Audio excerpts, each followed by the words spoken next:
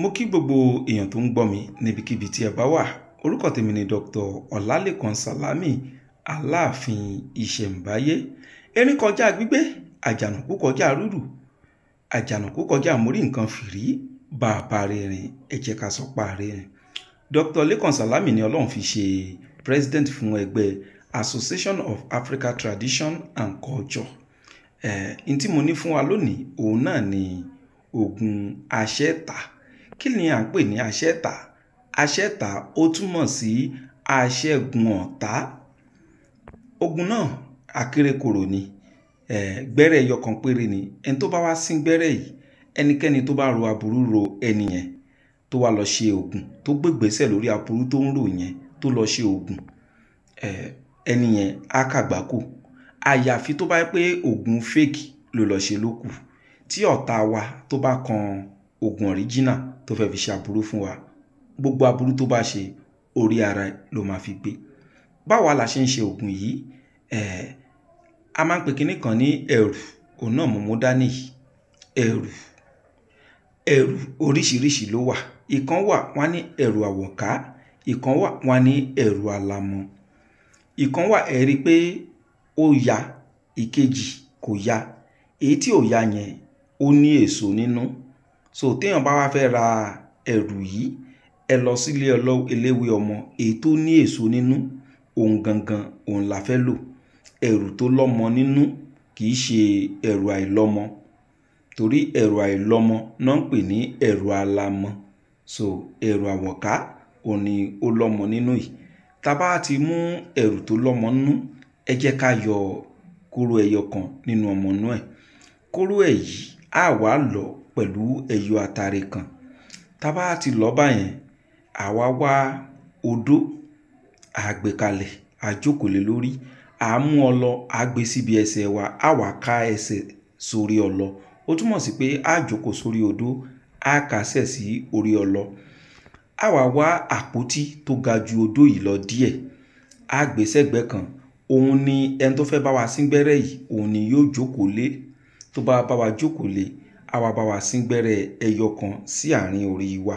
Tó bá sí gbẹ́rẹ́ ẹyọ kan sáàrín orí wa, àwọn oògùn tó lọ yìí yóò wá bá wa fi pa.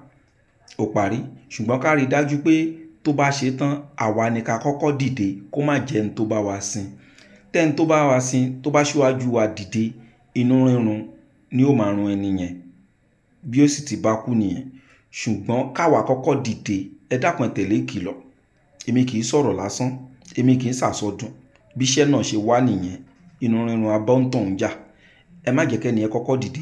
Àwa tó sín gbẹ́rẹ́ fún, àwa ni ká kọ́kọ́ dìde. Pẹ̀lú àṣẹ Ọlọ́run, wíbẹ̀ jẹ́bẹ̀ tọ́lọ́run ọba ni. Ẹgbẹ́ lèmi máa ń polówó, èmi kì í polówó ara mi.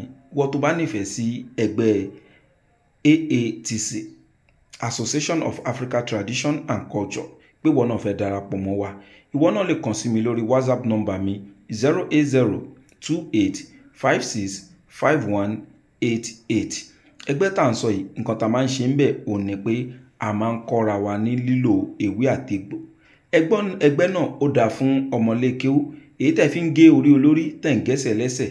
Tẹ́ bá wà nínú irú ẹgbẹ́ yẹn, àwọn àgbàlagbà àfáà wọ́n wà ń bẹ̀ tó máa kọ́ yín pé láì ní nǹkan tó máa pa anybody lára, tó o bá fẹ́ ṣe àjò, nǹkan báyìí ni kó lò. Ṣùgbọ́n téèyàn bá ti sí nínú irú ẹgbẹ́ báyìí, ó lè lọ bọ́ sí ọwọ́ àwọn èèyàn burúkú tó máa advice láti lo nǹkan burúkú. Ṣùgbọ́n tó bá wà ní àwùjọ àwọn àfáà olóòótọ́ tí wọn kì í pààyàn, tí wọn kì í lo ẹran èèyàn, ìwọ náà lè máa fọ̀rọ̀ lọ̀ wọ́n pé nǹkan báyìí ló kù lọ́rọ̀ mi, nǹkan báyìí ni mo need. Wọ́n lè máa sọ pé yá tọ́ báyìí. Ẹgbẹ́ register pẹ̀lú ìjọba àpapọ̀ ni. Kódà nínú ọmọ ẹgbẹ́ wa, ọlọ́pàá ń bẹ, army wà ń bẹ, lọ́ọ̀yà wà ń bẹ. So ìwọ tó bá nífẹ̀ẹ́ sí ẹgbẹ́ náà láti lè gbé àṣà ìbílẹ̀ Yorùbá lárugẹ, la ṣe gbé ẹgbẹ́ náà kalẹ̀. Ìlúkìlú tó bá wà, ìwọ náà lè kópa ń bẹ. Torí ẹ̀ làwa ṣe máa ń ṣe program káàkiri gbogbo ìlú. Èmi nìkan ni mò ń polówó orú nǹkan báyìí lórí social media. Má ẹ̀kẹ́ lòmíì tán ìpè ìkan náà ni wá, nǹkan kan náà là ń sọ. Kò rí bẹ́ẹ̀. So WhatsApp number mi, ẹ má gbàgbé 08028565188. Tẹ́ bá wò ẹ rí pé WhatsApp number ni mo pè. Ẹ máa call mi, kẹ́ máa sọ pé mi ò dá yín lóhùn dáadáa. mi ò lè ráyè dáhùn dáadáa ló yẹ kí n máa fi WhatsApp nọ́mbà lẹ̀. ẹ̀yin náà kẹ́sì tó WhatsApp mi ẹ̀yin náà ronú pé kí ni tó mo torí ẹ̀ fi nọ́mbà lẹ̀. torí ẹlòmíì wà á ní mo kàn fẹ́ wá yín wá náà ni.